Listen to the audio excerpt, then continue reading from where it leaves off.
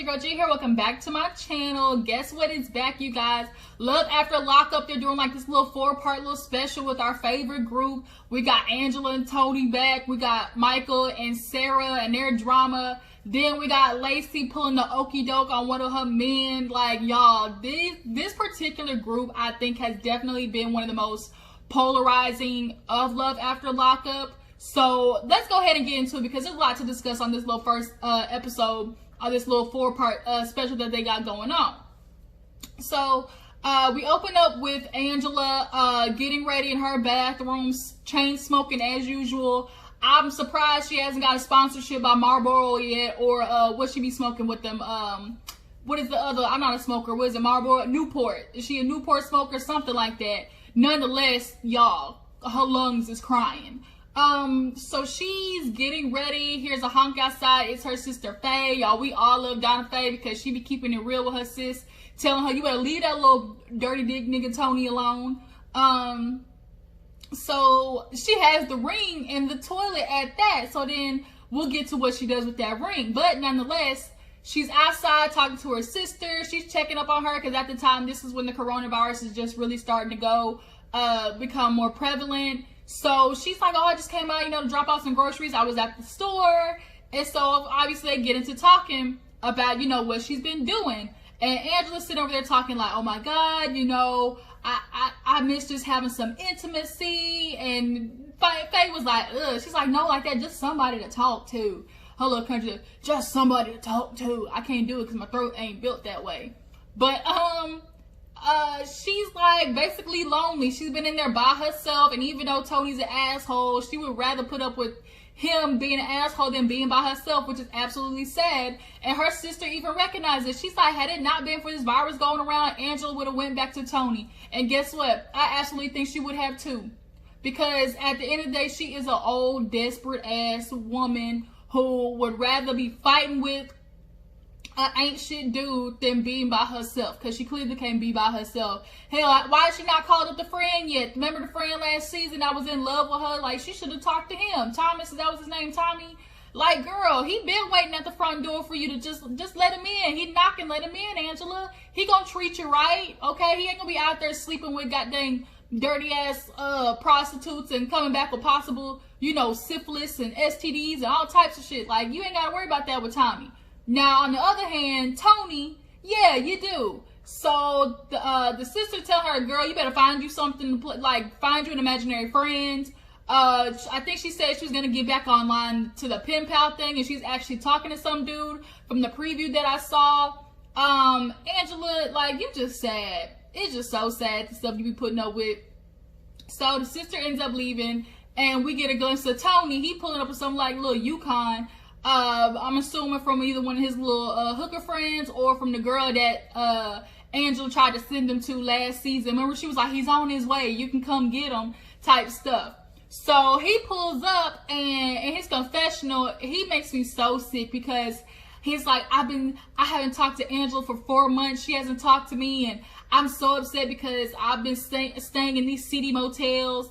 And I just want Angela back. I know she loves me. I just need to talk to her. Even if I can just touch her, I know she'll let me back in, because she's always, fell for my apologies before. And it's like the fact that he even knows, like, there's no way a nigga should know, like, the exact steps of the things that he has to do for a woman to take him back. At this point, Tony knows all I gotta do is talk to her, touch her just a little bit, rub on her thigh, and she gonna let me back in that thing. That's disappointing. And luckily, she stood her ground this time. He tried to come with a little care package of a whole goddamn carton of cigarettes. She said, I don't want your shit, Tony. I don't want them. What you doing here on my property? And she got that bat swinging. He like, wait a minute, like, calm down. She like, what you doing here, Tony? I don't need nothing from you. And he talking about, oh, I miss you, and why haven't you been talking to me? And she's like, why? What you come around here for? Your dirty prostitutes and ran off? Girl, he been messing with all types of hookers and whores. You might want to leave him alone, okay? For he bring you back some crabs. Tony looked like that. He ain't look like he bathed in a good month. But she didn't fall for it, at least this time. She sent him on his way, cigarette carton and all, even though I know she wanted that shit. I know she was hurting on the inside when he walked away with that full big ass carton of cigarettes, because I know she was hurting. She be running through them things. Woo, Lord. Be gulping them down like a fish gulp water. But yeah, Angela and Tony, you know, their battle always is going to go back and forth, but I think she went on and found a new pen pal, so we're just going to see how that plays out. So moving on, let's go ahead and get Marcelino and Brittany out the way, because there wasn't too much going on with them. Brittany is getting ready to have her baby. Super exciting. Marcelino is finally having a son of his own, because the only boy he has right now is Gino from Brittany's previous relationship. They had the girl together. Now they're having a third one, and the only thing, you know, that the thing that they're ready for is to start like this family thing. But, you know, the concern is the mother, the mom.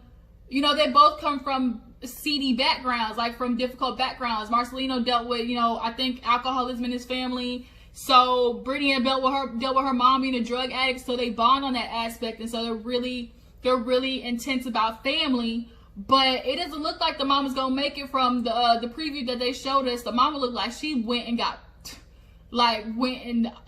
did it all, okay? Like New Jack City type style. They couldn't find her, one thing, and then the sister, I think, was watching the kids and her card was missing. Like, it was a whole lot. But I hope the mom, like, she looks super excited. They had the baby. Brittany pushed him out. Like, it was a healthy, nice pregnancy. Super nice to see. So, I don't know how this is going to end up with all of them, but obviously we're going to stay tuned. So moving on, let's talk about good old Sarah and Michael, okay? Sarah is sitting on her couch folding clothes, talking to Michael, and she's letting him know about the birthday party for her daughter. I think her daughter's name is Rain, right? And he's in the bathroom, and he has to lock the door and turn on the shower like he's taking a shower, because Maria's talking about, what you doing in there? He's like, oh, I'm about to take a shower, and he turns on the water, but it's talking to Sarah. So it's like, the fact that you even have to do stuff like that is already letting us know where you are in this relationship with Maria. Now, he said Maria, oh, she's jealous of Sarah. But why she jealous? What's wrong, Maria? All last season, you was talking about, I ain't worried about that bitch. She ain't got nothing on me. Me and Michael are good. I know I can trust him. Where did all that confidence go, Maria? Where did it go? Must be super exciting to sit there and find out that you just like the other bitches too. Dumb and stupid, falling for Michael's corny ass. Here you are sitting there fighting over this man. He going back to Sarah every other goddamn month. I mean, golly, y'all so stupid. Here, Maria need to get her ass flipped, because I remember last season when she posted a picture of that baby talking about Sarah, and it was Sarah's kid talking about, oh, I would be a better mom than her or something like that. Oh, hell no. She would have got all the heat from me. But he's sitting there talking about, oh, you know, how's everything going? She's like, Michael, I've already planned it. Don't sit here and start asking questions. If you wanted to help me plan it, you would have called already. Which is so freaking annoying. How there are those deadbeat dudes who do that. You want to wait till the woman's already got the shit prepared to sit there and try to come around and be like, do you need help with something? Nah, nigga, I done did it already. And then you want to sit there and play like you offered help. You knew was that Michael wasn't going to sit there and offer up to help plan this baby birthday party. Like, he's so selfish. He does not really genuinely want to be there for those girls as much as he says he does. Your actions show totally otherwise. I don't deny the fact that you do love your daughters, but you clearly don't know how to be a father. And that's just what it is. But she's like, how about you ask, you know, what time it is, what day it is? And he's like, okay. You know, she's like, it's Sunday at 2. He's like, man, I just wanted, you know, I want to come to the birthday party. Why you always on that bull? You know, he's talking about, oh, Sarah's just jealous. Forget the jealousy. You always like to throw jealousy for the women, and that's not what it is. The point is, she's been disrespected by you, Michael. You done cheated on her multiple times. Use her own phone to sit there and get women to cash app you. Use her car to go pick up another woman. Hell, we remember Megan. You done use Sarah's car to go fuck another bitch, and then you go and sit here and have Maria come with you with the week you're supposed to see your kids, and you literally spend the whole week with Maria at a goddamn hotel. Like, it's not jealousy. It's just all about disrespect, Michael. You foul. You foul as they come, bro. And the reason, like, I get so annoyed is because men who want to sit there and pretend, oh, that they really like this ride or die daddy, and like, oh, you there for your kids. No baby mama's gonna keep me away from my kids. But you the only one doing it. You're not really serious about this. You want to come around when it's convenient for you to look like, oh, I really love my kids. Oh, this look good for me. I'm going to take a picture with them. Like, no, forget that, Michael. And then you done you don't get the reward of having, you know, these kids like, that's just there. I just can't. I really can't with Michael. And then the woman that you with ain't got no respect for the mom. Like, your kids, I would never let my kids go with a man and know that he's staying in the house with a woman who don't respect me and has done the stuff that Maria has done to me. It might be petty, yes, but god dang, I can do that because if I'm the one that gave birth to these kids, I have the right to say, you ain't going, Michael, you can, if you really want to see your kids, we can meet at a goddamn park. But we will not be in any vicinity of no good ass freaking taquito bitch like Maria. No. But he wouldn't sit there calling Sarah jealous. He's like, well, quit with the bull. I wanted to come to the birthday party maybe after, take him. She like, no, you don't get to take him. He wants 50-50 custody, but I kind of agree with Sarah on this. How about you stay consistent first? How about you prove that, hey, I'm ready to put in the work for my kids? And every time, you want to sit there and say, oh, I'm going to prove, I'm going to do this, I'm going to be there for my kids. You don't. You fall off the face of the earth, Michael. You do it every single time. You might be consistent for 1 or 2 visits, but then after that, then what?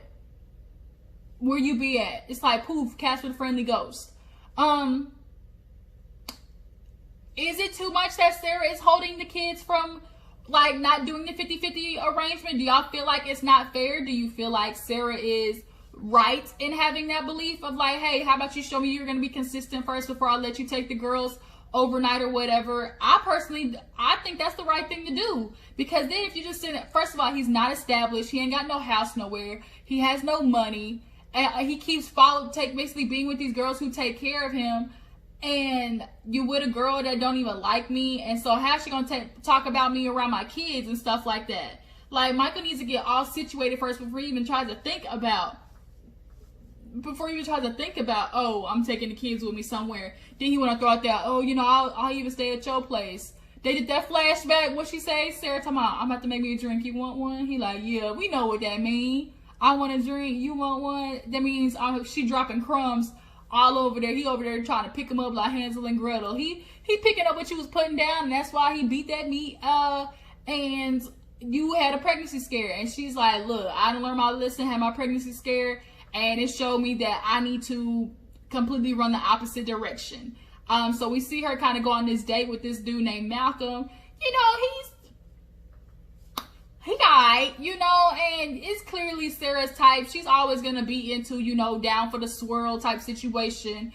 But you can tell that the energy Malcolm is bringing is totally different from the energy that Michael is bringing. Like, Michael, ooh, she gonna mess up one day and fuck around and call Malcolm. I can't even get it right. She's gonna mess around and call Malcolm Michael in the bedroom, and that shit gonna hurt because them names is too close. But nonetheless, she says that they've been talking for some months. It's the first real relationship she's had since, being with Michael for 8 years and dealing with his bull. So she's like, I really like him. The relationship's going good right now. I guess he actually even met the daughters for a brief second, and he be driving 4 hours to see her. And I'm like, okay, yeah, find you a nigga who's willing to drive 4 hours to see you for a couple of days out of the week. Like, that's the type of energy, females need to be, bringing in. Not these Michael head-ass niggas who give energy like that, that's just down for just trying to toot it and boot and hit it and quit it. Like, no. So they go eat, and she's telling him about, oh, I want you to come to the birthday party. He's like, yeah, are you sure it's not too soon? She's like, no. He's like, yeah, I would love to come, but the concern is Michael. What the hell is Michael gonna do? Because, first of all, she's like, he's so wishy-washy. Yeah, he says he's gonna come, but he really might not. But if he does, he's like, is he gonna try to fight me? She's like, he might. And she's like, are you gonna be okay with that? I'm sorry, but Malcolm, I'm gonna need you to get a little swole up in your chest, okay, when Michael come around, because we ain't gonna sit here having this little bitty jailbird come around and try to punk you. Don't do that. But nonetheless, like, he gets it because he's a dad himself, he revealed. So he understands that there's going to be a balance. And Sarah even offered, okay, look, okay, so we can try to decrease the fighting or whatever. How about y'all meet before the birthday party so we can try to get this shit situated? And I kind of think that's a good idea. Like, the day before the birthday party, I honestly know, then again, too, it's like, you don't owe that nigga nothing. You don't owe that nigga Michael nothing. I honestly would consider letting him walk into the birthday party and see me hugged up with a nigga in the corner. I would do that because Michael deserves it. Period. After everything we done see him put all these females through on this show, Michael gets no respect from me. But they end up leaving. They had a good date. You know, he talking about, we gonna put them panties on that I like in the car. You know, you can tell that, you know, there's a vibe. There's a vibe between the two. So who else is on there this season? Let's do Lacey, John, and Shane, and then we'll end with Andrea and Lamar. So we all know Lacey last season left Shane for John. She pulled a whole ass move. That freaking bimbo looking bitch sat there and did my man Shane like that, kicking him out. Got John walking in the house, my, oh yeah, Big Daddy here. You ain't even got your suitcases. You gotta put your shit in a trash bag. Like, it was foul. Lacey is hella foul. That is a bum wench ass bitch. Okay, Lacey, if I saw you in the streets, I would whoop your ass. Cause girl, you is nothing but, like, you trouble. You a problem. And we gonna get into how she ought to get her ass whooped by John's sister, the one that didn't like her from the get-go. So basically now Lacey's in the car, I want to go meet Shane because, you know, after dealing with John, I realized, you know, I just need stability. And, you know, I should have known that he was never going to change. So then we get into the freaking story that John, he locked up and tells us, oh, well, you know, I was at the club. Lacey saw me talking to some girl. She got mad, Ubered home. I went home. We got into a fight. Next thing I know, I'm locked up and can't get out. I'm locked up. They won't let me out. Okay? John locked up, can't get out because he has no bond. He has no bail, y'all. No bail. Like, damn, I'm ready to cry for you, John. But that's what you get for messing with these little dirty ass birds like Lacey.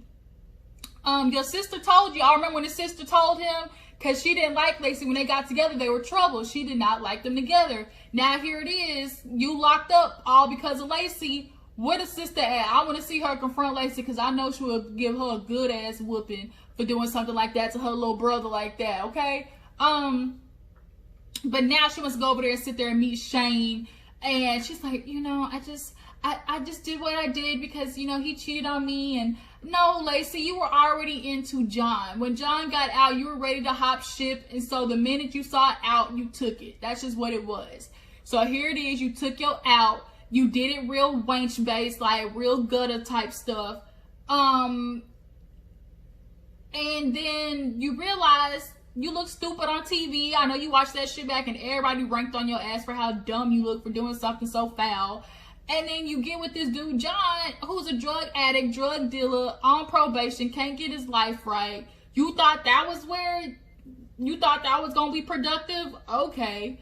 And that's exactly what you get. You get this definition of insanity, doing the same thing, expecting a different result. So here it is. She talking to Shane. He like, you know, what do you want? She's like, how you been? He's like, shoot, I've been okay. Now I've been staying at this hotel without my stuff that you threw all out. So she's like, you know, I just want to tell you, I've been thinking a lot about stuff, and you know, I feel like you're my husband. I want to work on the things that we said in our vows. And so Shane's looking at her like, for real. First of all, Shane, cut that beard off in your confessional. That look is hideous. Okay, you look like you got a freaking Pornhub type beard. Shit is ugly. Keep it that low, you know, low shade that you had in the show. But nonetheless, she's looking at him like, oh my God, like, you know, I just did it because, you know, I was getting back at you for what you did to me. And, you know, I should have known John was never going to change. So he's like, where John at now? She like, well, he's back in jail. And you see the look on John's face, like, you know, she set me up when he gets in there. And then they tell him who called. Like, Lacey, you really is a foul ass bird. Like, you get this man locked up. And now he has no bond. And the look on John's face is like, man, I just feel played. I feel used. Like, to even get that man locked up, even after knowing he probably was on his second, third strike, like, and you do that. And then it's just very ironic that she does that and goes right back to Shane. You keep hopping, skip, jump back and forth in the meantime, in between time. And Shane, exactly. That's exactly why she's coming back to you, because John is in jail, period. She's coming back to you because she done got him locked up and indefinitely. So that's perfect for her. She wanted to get him gone so she can go run back to you, because she knew as long as that he was out and free and in public, that she was not going to be able to get back with you. I see you, Lacey, bitch. I see you. I peep game with my good eye, okay, heifer? So now Shane gonna fall for it. She's talking about, oh my God, you know, you're my husband, and I just was hurt, and I should have known better, you know, you're better for me. And he was like, you know, I really do love you. They end up kissing and stuff and saying they're gonna work on it. That shit made me so sick, because Shane, you stupid. She called the police on that nigga. You think she wouldn't do it to you? Ugh. Like, Lacey need her ass whooped. Last but not least, let's go ahead and talk about Andrea and Lamar. So y'all know they went to LA. She lost the vote. And she hates it. She keeps trying to call LA the city of sin, and it's nothing but the devil walking around. Bitch, like, Andrea, you think people in Utah don't sin? The devil is everywhere, okay, heifer? And you sitting there talking about, oh, my kids are gonna get into stuff, and here I am in the ghetto, and Watts out and work so hard for my kids to have their own rooms. And it's just like, she's so freaking negative. And it's like, to the point where, like, her kid is getting in the car with her and was like, Mom, like, you're complaining, talking about everything negative, and like, we're okay. Like, I see the good things, and like, I see, you know, the good in everything, and so that's how my day goes. Like, Andrea is purposely picking out all the bad stuff so she can try to make LA seem as bad as it is, so they can have a reason to run back to Utah. Newsflash, girl, people in Utah don't fuck with your kind, okay? Yeah, they'll accept you into the church because, you know, they got tithe and offering that they really appreciate with getting from you, but nonetheless, they not coming to support your ass in Black Lives Matter. I guarantee you that. So she's talking to Lamar about a closet, and she's like, why didn't you measure this? See, look at this. My kids are sharing closets, they're sharing rooms. You know, here we are in the ghetto where there's sirens and stuff. And he's like, at least you got a closet. I'm looking like, Andrea, like, don't do that. Like, you're kind of coming off real Hasidity, and like, almost as if she... Is anybody kind of getting the vibe from her that she really trying so hard to fit into the white crowd? Like, your kids are not going to be able to relate to none of them. And that's what Lamar said. Like, he's like, your kids like, they know nothing over there that relates to them being black. They don't have black friends over there. So how the freak are they going to learn, you know, how to go out there and be black in the world if they stuck around these white people all day? But nonetheless, she ends up getting mad at him. They take Priscilla to a dance class. Then they get into an argument over how Priscilla, she wants her baptized, and she needs her baptized to be Mormon or something like that. And Lamar kind of feels like, let her choose her own religion. Like, let her go on. I'm a fan of, you know, spiritual beliefs and, you know, going down the faith route. There's something about religion, though, that makes it very institutionalized, and I don't like it how sometimes, girl, the most sinful people are the ones in the church. Hello, them Jews, everybody knows them goddamn pew pit boys be getting the booty holes touched and sitting there getting raped by the men in the goddamn Pope outfits and stuff like that. I want to sit there and talk about, oh, LA's nothing but dangerous people, and then he want to take Tennyson to the studio because he wants to do music. Then it's like, how are you gonna protect him? Oh, you know, my kids got baptized, and if she's not baptized, they're going to make the wrong decision. Baptized or not, like, are you kidding me? Baptized or not, they're going to get tested. That's how faith works. Like, you're going to get tested. Like, Andrea, shut up. Like, you're getting on my nerves. But that was the end of the episode, you guys. Tell me how you feel about each couple. Tell me how you feel like the season's going to go. Do you think Michael's going to want to fight that nigga Malcolm? Is he going to be jealous when he sees him and Sarah together?